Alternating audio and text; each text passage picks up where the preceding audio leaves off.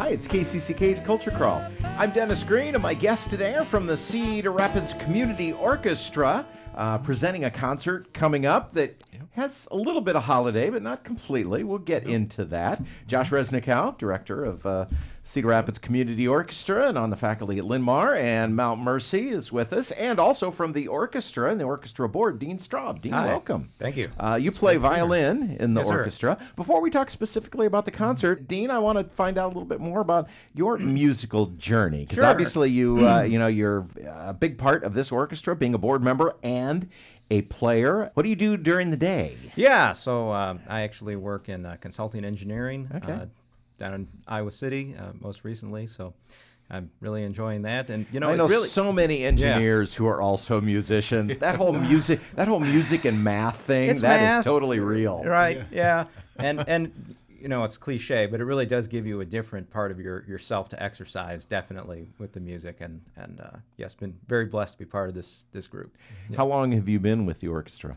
So I think I moved down here 3 years ago. Okay. So you were a part of it when Gias was involved, Yes. and have then continued. And as a board member, what are the joys and challenges of helping to lead this organization? Yeah, it's really great because our organization is still relatively young, and we're growing and developing what we want to be, and being part of that has been really great. And really just hearing from the membership what the orchestra does for them personally, and especially from our community members when they come to the concerts.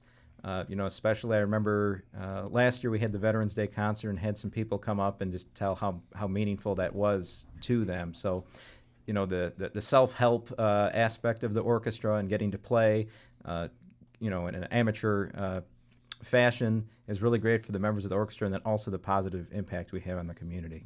Well, this is just one of so many things that makes Cedar Rapids, Iowa City area a great place to live. I was thinking the other day, because as we were talking before we started, at the time of taping, we just finished the corridor combo night, which was a bunch of high school combos, and I was thinking how if you want to continue to make music post school, but don't want to go into it professionally. If you're a jazz musician, there's the CR Jazz Big Band.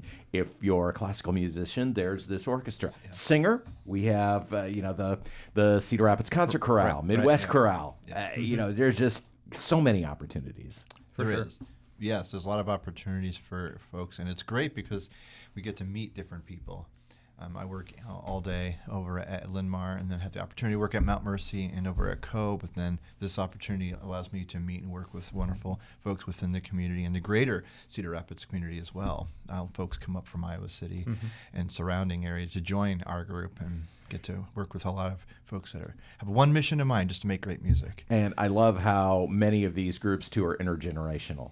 Because you have, people like Dean, but you also have, students who are looking for something, either a part of their coursework or just looking for something a little beyond what they're doing in school. Yeah, we have a wide range of folks, from folks that are students all the way to folks that are working 9-to-5 jobs each day.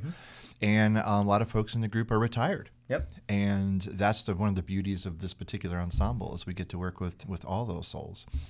Well, now that we've sold you on the idea of the community, just making music in the community in general, this concert is holiday time. It's got a little bit of holiday theme, but not completely. There's also a literary bent to this. I love this. So tell me about it. Yeah, it's nice to have themes for some of our concerts. And so as I worked kind of brainstorming things throughout the summer and working with our board, came up with the idea of literary sources. So the theme of our concert is literary inspirations and holiday favorites.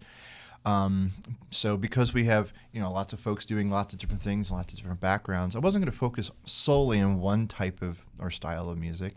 I really try to actually have a diverse range of music as much as I can for the ensemble. And of course, we work on that with the board. And so About 2/3 of our pieces are music that's been influenced or indirectly comes from literary sources, or it's been inspired by literary sources.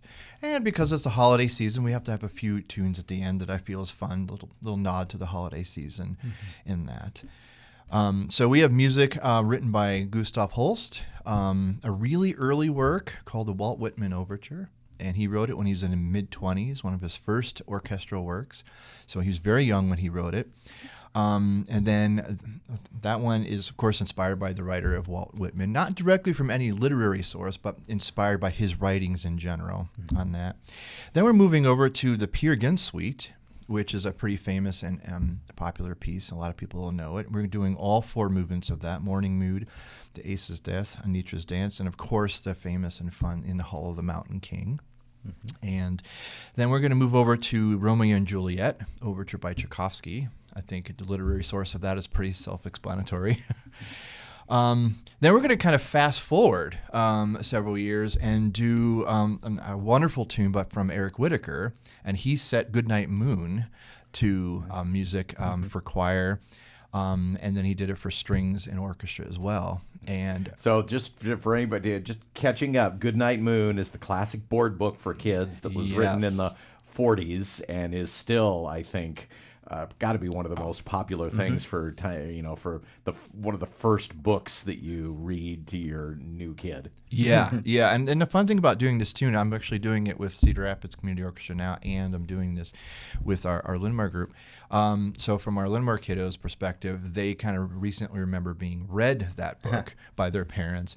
For most of the folks in the orchestra, they recently remember reading it to their children. So or grandchildren. Or grandchildren, yes. So it's a fun juxtaposition of the two sort of emotional inspirations when we're working on that. And we'll be joined by Cedar Rapids' great and wonderful talent, Amy Friedl, on this. And she'll be singing this one. And a lot of folks in your fans probably know her. Oh, yes. Yep. A regular guest on the Culture Crawl. Yes. And guest musician for many of our events over the years. And yeah. Great. I've had our chance to work with her a few years ago, and it's just an incredible talent. And so today actually marks our first rehearsal with her. So we're excited to be bringing her in.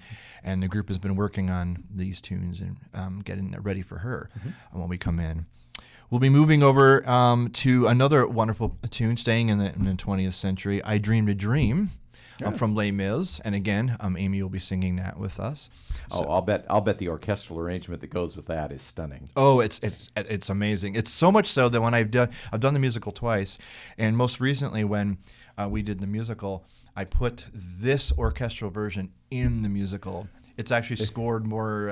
It's a little more fun and involving everybody, and it's very full. So, and it's same key, same number of measures, just has a few more notes, and it's stunning. It's stunning. So, hopefully, we'll be tugging at all the heartstrings when we play and sing that one. Then a famous movie, of course, Lord of the Rings.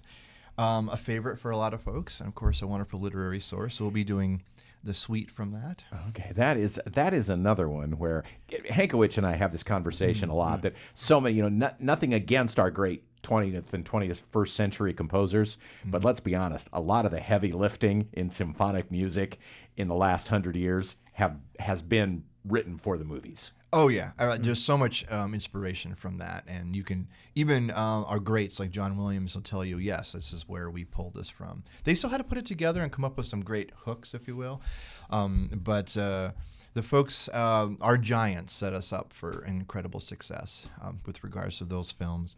So great film, great music, and actually there's a little solo at the end for Amy to sing on, and she'll be joining us on that as well.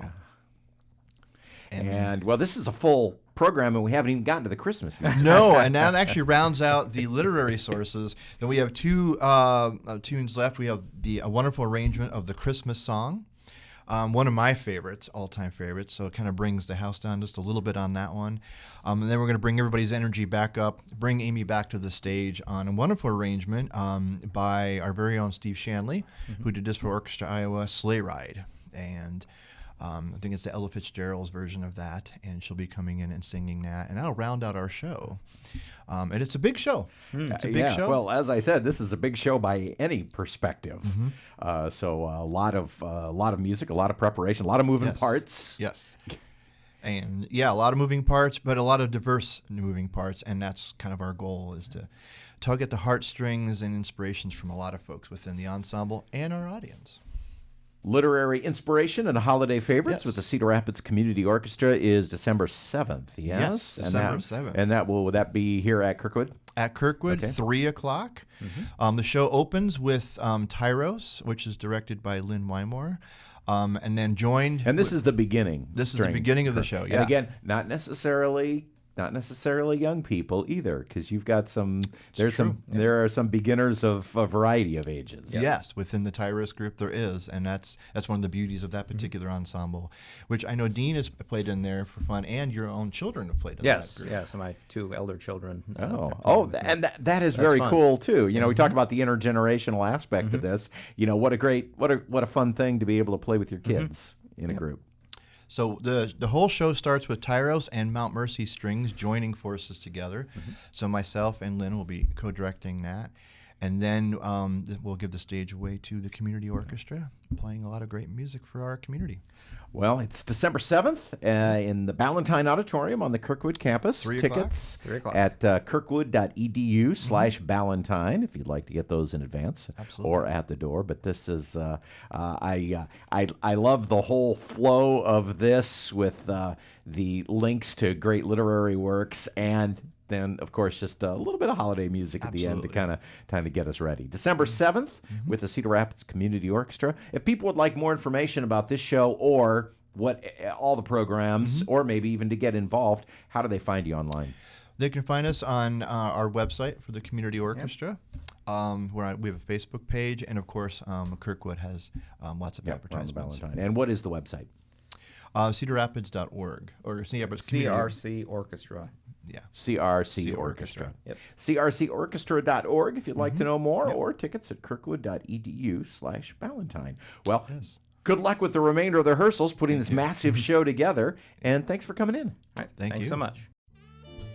You can hear the Culture Crawl live on the radio most weekdays at 10:30, on demand at kcck.org/culture, or subscribe using your favorite podcast player. Watch our videos on the KCCK Facebook and YouTube channels. Our producer is Lydia Kilgore. The Culture Crawl theme is composed by Vivian Shanley. I'm Dennis Green, and I'll talk to you later.